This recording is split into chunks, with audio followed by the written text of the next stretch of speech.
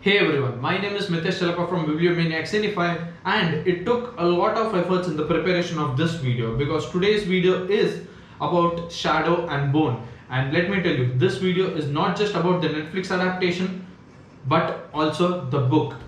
Now I have to admit that I had not read Shadow and Bone before, so I knew that the series was launching on the 23rd of April. So on the 21st of April I picked up the book and in a day I finished it. On the 22nd of April I finished the book, and on the 23rd, that is today, the series launched. And today when the series launched, I sat in one go and finished the whole series.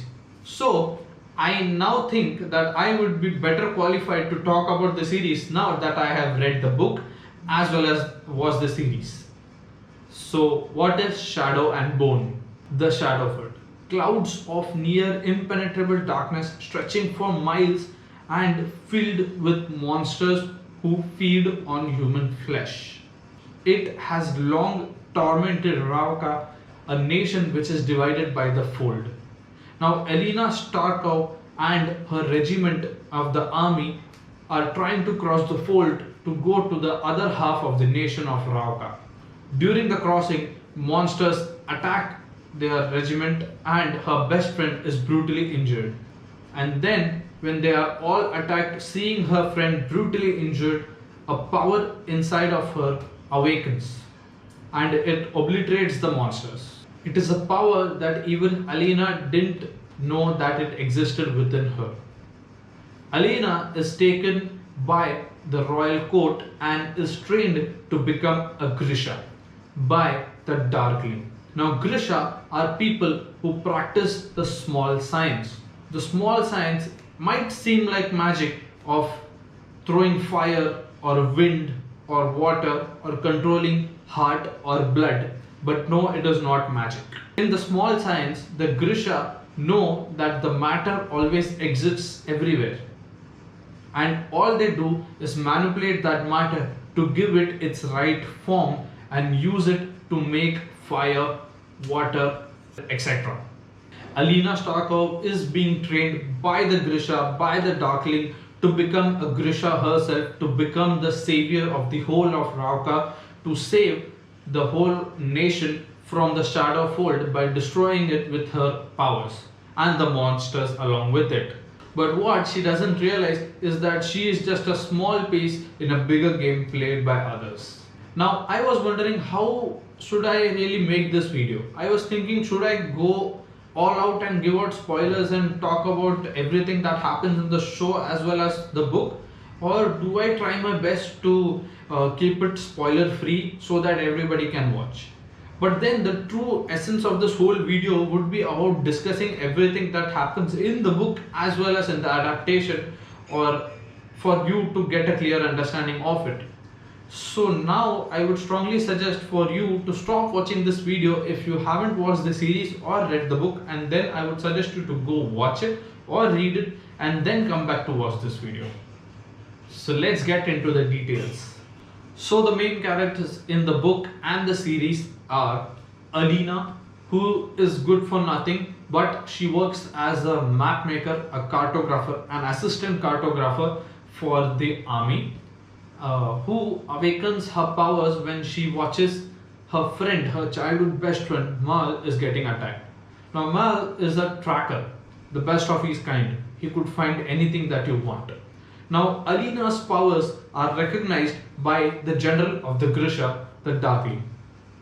By the name he goes, he has dark powers, like shooting dark veins, bringing darkness. Now the Darkling believes that using Alina's powers, he and Alina could work together and destroy the Shadow Fold and save the whole of Ravka and the people along with it. So let's strike out some important points, shall we?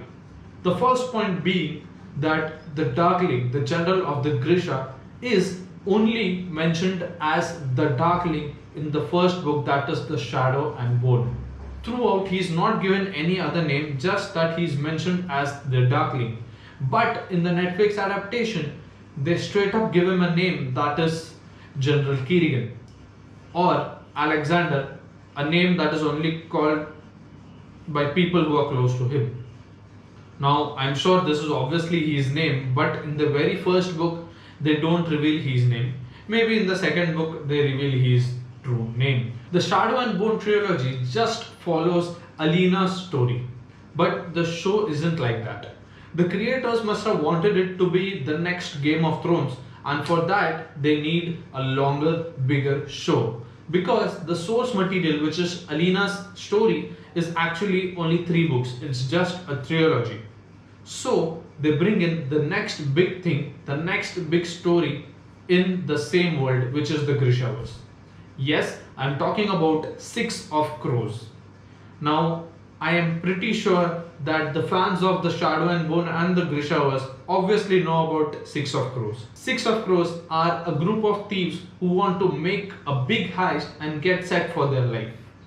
But in the Netflix adaptation, their main story is not followed. Instead, the characters of the book are introduced in the show. Now, you could imagine Shadow and Bone and Six of Crows coming together to make one big show. Now, who wouldn't want a spectacle of that sort? There are some changes to the story here and there. Like in the book, it was the Darkling who tells Alina about the Morozova stack and that it could act as her amplifier to amplify her powers. But in the Netflix adaptation, that is not the case.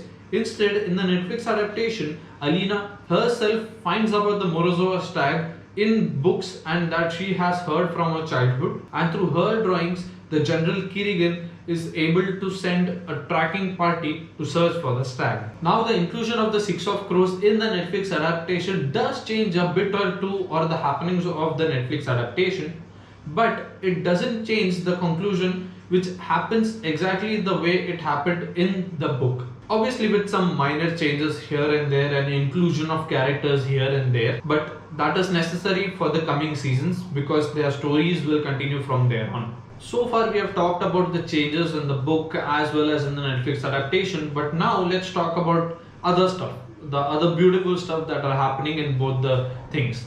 That is, for example, the world building. The detailing in the book as well as in the Netflix adaptation was really amazing. The way I could really enjoy and I could go back to my reading mind because the way I read it is the same way they depicted the whole artwork, the whole tents, be it sand cliffs, that is the boat they use, the ship they use to cross the folds, or the palace, the little palace or the grand palace. It was amazing. I really loved the way they actually brought it to life from the book.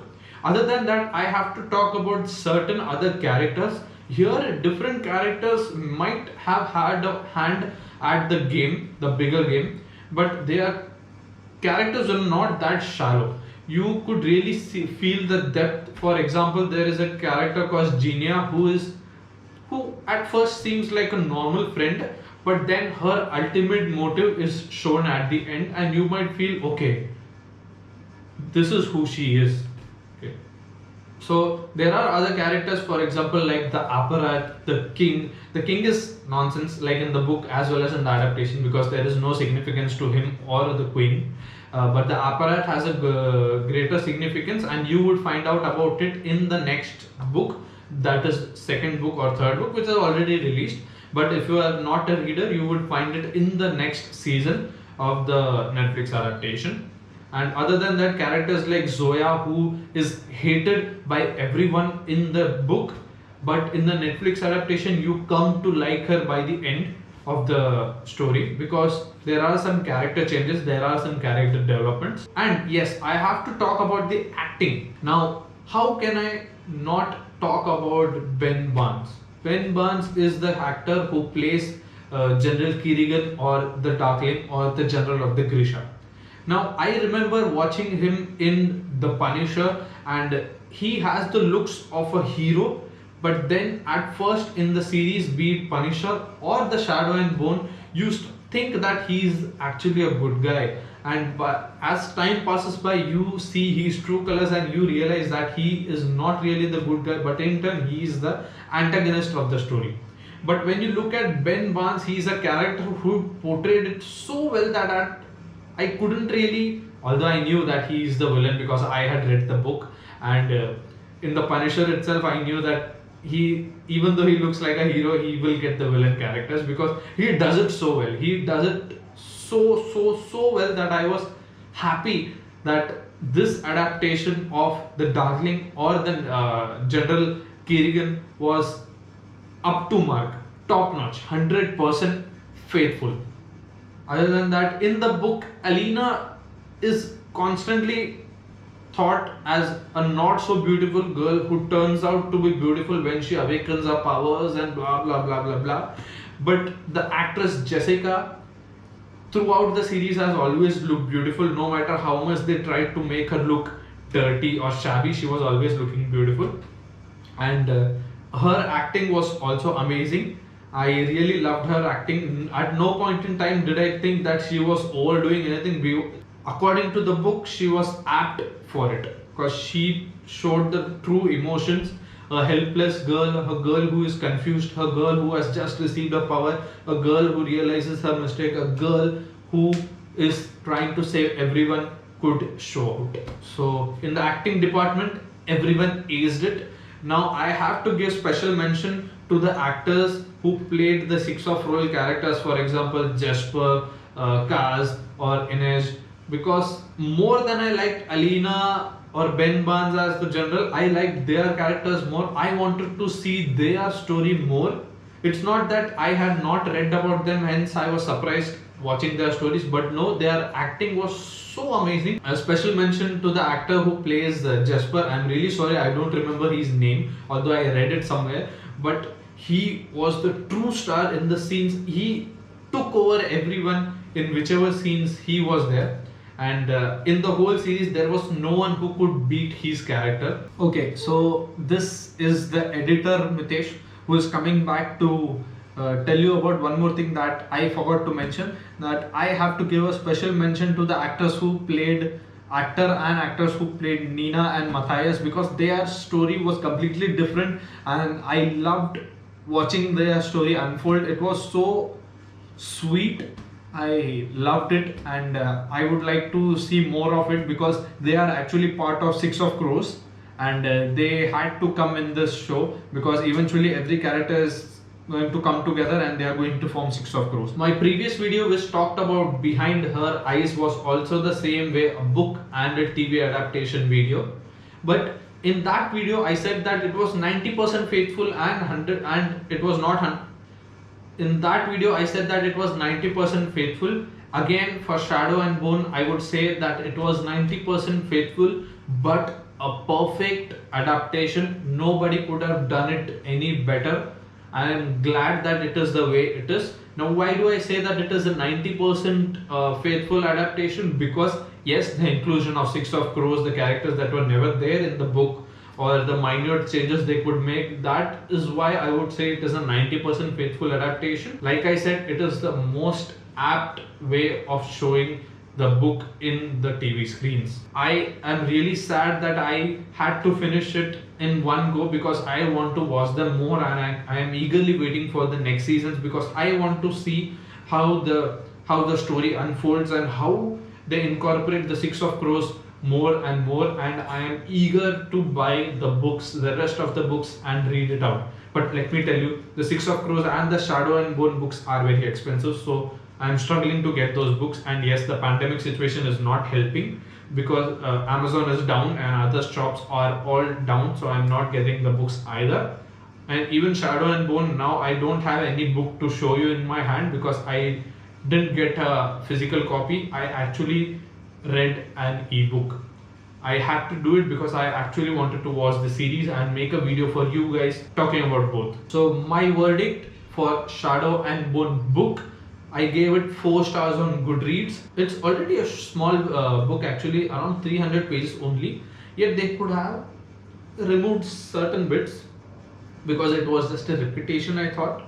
And if you ask me to rate the Netflix adaptation out of 10, Shadow and Bone Netflix adaptation from me gets a solid 9. Other than that, the show is amazing. I don't know what others think about it. I just read the book, I just watched the series, I sat down to make this video. If you like this video, share it with your friends. Comment down below what you thought about the video, what you thought about Shadow and Bone, be it the book or the series. And if you have watched it and read it, please tell me what to think about it. Along with it, give a suggestion as to what you want to see more from us, and tell us if you are doing a good or a bad job with these videos.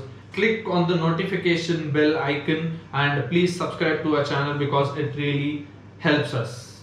Thank you for all your support. I'll meet you in another video. Bye bye.